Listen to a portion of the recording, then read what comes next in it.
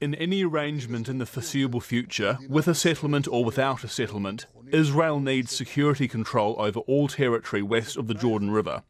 This is a necessary condition and it clashes with the idea of Palestinian sovereignty. What can you do?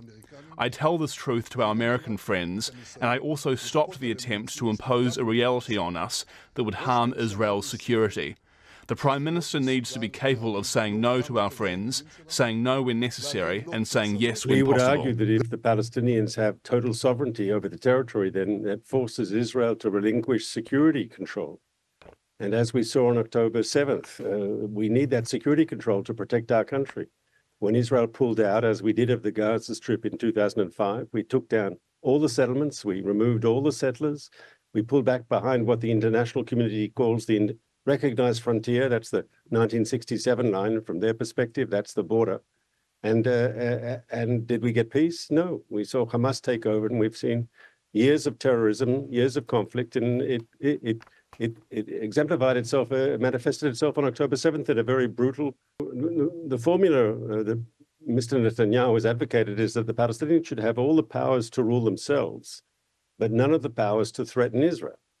And the second part of that formula is indeed obvious after the October 7th massacres. In other words, let the Palestinians rule themselves, have all the powers to govern themselves, and not the powers to attack Israel. I think, once again, in the framework of a peaceful settlement, the Palestinians could run their own affairs, they could govern themselves, but it's clear they will not have full sovereignty. Israel cannot afford to allow a future Palestinian entity to sign treaties, defense pacts with people like Iran, or to have Hezbollah fighters visit them for joint exercises and operations. Obviously, there can't be a peace that's not rooted on ironclad security arrangements, and that in any foreseeable future will require an Israeli security presence. That doesn't at all mean political control over the Palestinians. Once again, we want them to have all the powers to rule themselves. It means to be realistic.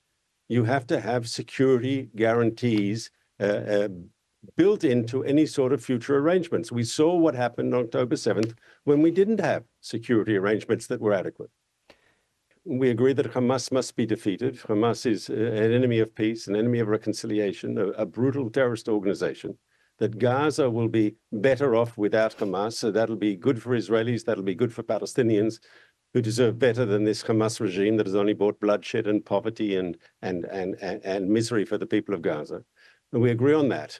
When we defeat Hamas, and we will, we've expressed policy goals that talk about a demilitarized Gaza Strip, a de-radicalized Gaza Strip, but ultimately a Gaza Strip where the Palestinians can rule themselves. Israel does not want to reoccupy Gaza. Once again, you have to distinguish between political control and security control. In our part of the world, in this region, to ignore the security situation is to ignore realities. And there won't be an agreement in which Israel can't defend itself by itself and avoid the sort of atrocities we saw on October 7th. I think you'd find that these calls for Israeli military security control over the territories is supported well beyond Netanyahu's natural political base. In fact, if you look at the war aims that we've articulated as a government for the Gaza campaign, the destruction of Hamas, the return of all the hostages, the creation of a new political structure in